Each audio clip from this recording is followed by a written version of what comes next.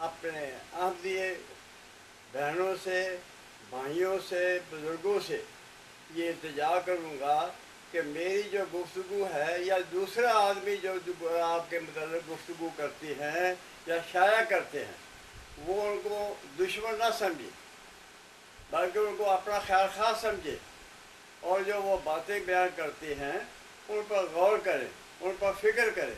वो उनके आखिरत के लिए भी बेहतर है और इस दुनिया के लिए भी बेहतर है।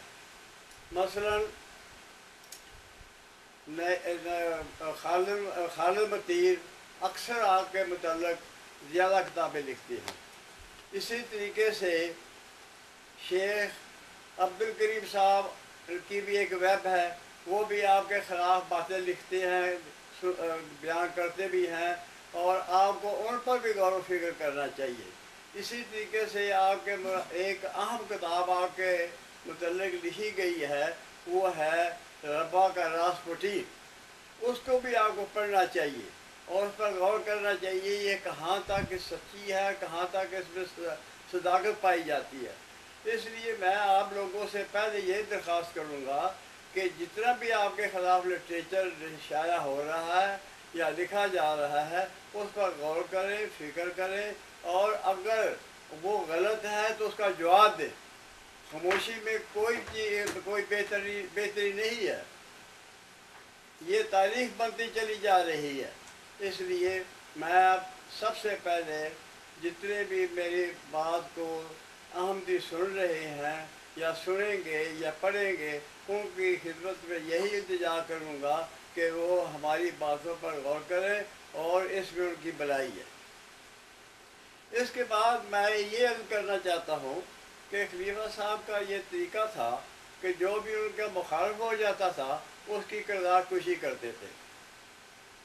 सन 56 में जब हमने उनके ख़िलाफ़ कुछ लिखना शुरू कर दिया, तो कुछ कहना शुरू कर दिया, तो उस वक़्त फिर उन्होंने हमारी किरदार कुशी की, बल्कि यहाँ तक आपने वो कह दिया कि ये मुनाफिक हैं, यहाँ से गुज़रे या जब भी उनको देखें तो लाहौर पड़े और थूका करें। तो इसलिए मैं आप लोगों की खिदमत में अर्ज़ करूँगा कि हमसे नफ़रत ना करें, हमारी बातों को सुनें। तो जिस तरीके से आप लोगों कोई खलीफा साहब से अक़ीदत है, मोहब्बत है, इसी तरीके से मेरी भी उन खलीफा साहब से मोहब्बत थी और अक़ीदत थी। सिर्फ दो बातें मैं आपकी खिदमत में अर्ज़ करूँगा मुख्तसर तौर पर, जिससे आप पर वाज़ेह हो जाएगा कि मुझे खलीफा साहब से कितनी मोहब्बत थी, कितनी अक़ीदत थी। तक़सीम हिंद के वक्त मैं कादियान से छुट्टियों में अपने चक नंबर 35 में आया हुआ था। तो खलीफा साहब ने उस वक़्त एक खुतबा दिया और कहा कि मैं हज़रत साहब की कब्र पर जाकर, हज़रत मसीह मौद की कब्र पर जाकर ये कसम खाई है कि मैं कादियान छोड़कर नहीं जाऊंगा, और तमाम नौजवानों से ये अपील की कि वो कादियान आए और मरकज़ की हिफाजत करें। जब मैंने ये खुतबा पढ़ा तो मैं भी अपने घर से चला और रतन बाग में आ गया। जब मैं रतन बाग में आया तो मैंने देखा कि मिर्ज़ा महमूद अहमद साहब ख़ुद आ चुके हुए हैं। उस वक़्त मुझे इतनी अक़ीदत थी कि मुझे ये ख्याल ना आया कि अभी तो उन्होंने खुतबा दिया है और ख़ुद अभी तो उसकी स्याही भी खुश्क नहीं हुई, तो वो यहाँ लाहौर में आ गए हैं।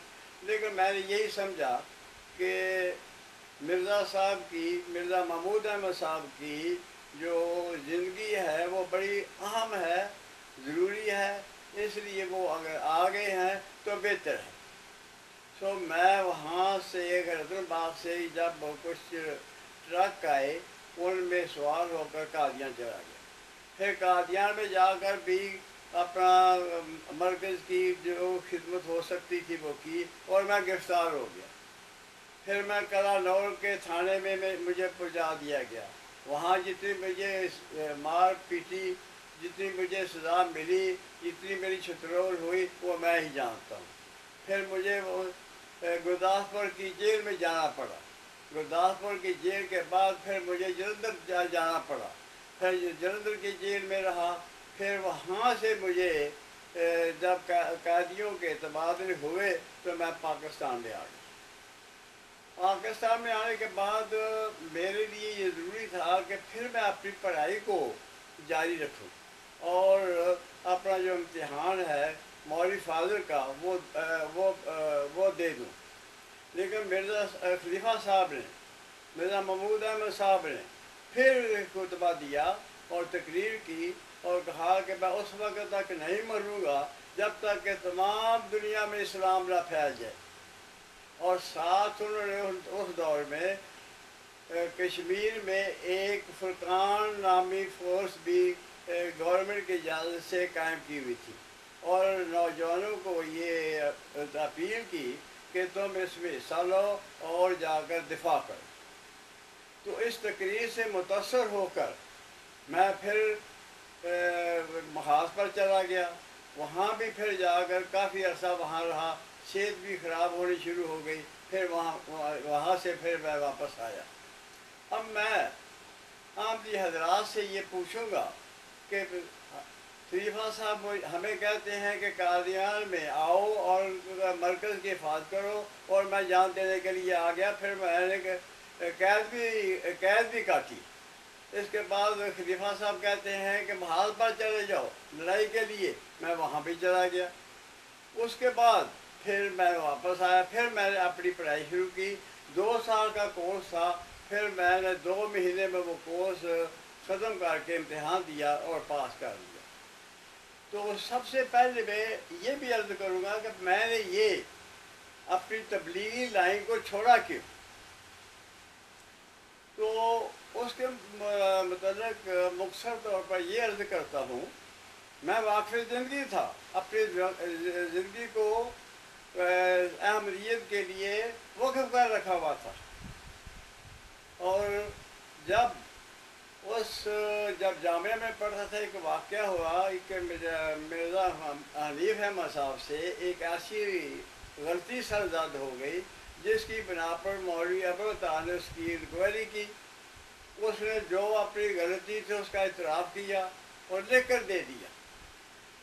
तो मौलवी अबू तालिब साहब ने वो तमाम की तमाम फाइल मिर्ज़ा साहब को भेज दी। असूली बात तो ये थी कि जो तहकीक प्रिंसिपल साहब ने की है यानी मौलवी अबू तालिब साहब ने, उस पर गौर किया जाता और उस मिर्ज़ा हनीफ को सज़ा दी जाती। बजाय मिर्ज़ा हनीफ को सज़ा देने के अगला खुतबा जब जुमा आया तो मौलवी अबू तालिब के ख़िलाफ़ वो तकरीर की जिसको आदमी कोई सुन कर कार में दीन के मतलब एक जामिया अहमदिया के प्रिंसिपल के तरफ इस किस्म के नाज़ेबा अल्फाज इस्तेमाल किए गए कि आदमी हैरान रह जाता है कि ये एक जमात का सरबराह है। फिर वो उस आदमी के मतलब ऐसी बात कर रहा है कि जिसमें इस जमात के मुबल्लिग तैयार होती है। एक जुमला मैं उस खुतबे का आपके सामने पेश करता हूँ। खलीफा साहब ने कहा कि ये तौन के चूहे हैं, इनको बिलों से निकाल कर पाँव के नीचे मसल कर देना चाहिए। ये जुमला है मौलवी अबू तालिब साहब के मतलब जो कि जामिया का प्रिंसिपल था और जहाँ मुबल्लिग तैयार होते थे। जब ये मैंने खुतबा सुना तो उस वक़्त मैंने ये समझा कि इस जमात में मुबल्लिगीन की कोई इज़्ज़त नहीं है। तो मैंने वो अपनी वक़्फ़ ख़त्म करके दूसरी लाइन इख्तियार कर ली। मैट्रिक का इम्तहान दिया। FA में मैं तलीमुल-उस-सलाम हाई स्कूल में दाखिल हुआ। फिर वहाँ से मैं गवर्नमेंट कॉलेज सरगोदा में आ गया। तो ये मुख्तसर तौर पर मैंने आप लोगों के सामने कुछ हालात बयान की है अपने, और इसमें ये बताया है कि हमें मिर्ज़ा साहब के साथ अकीदत थी उतनी अकीदत जितनी आप लोगों को है। अब ये सवाल पैदा होता है कि फिर मैंने उनके ख़िलाफ़ क्यों ऐसी बातें शुरू की जो जिनकी बिना पर आप लोग मुझे अपना मुखालिफ समझते हैं। ذرا آپ وہ توجہ کریں اور غور کریں کہ آیا کہ میری یہ بات غلط تھی یا صحیح.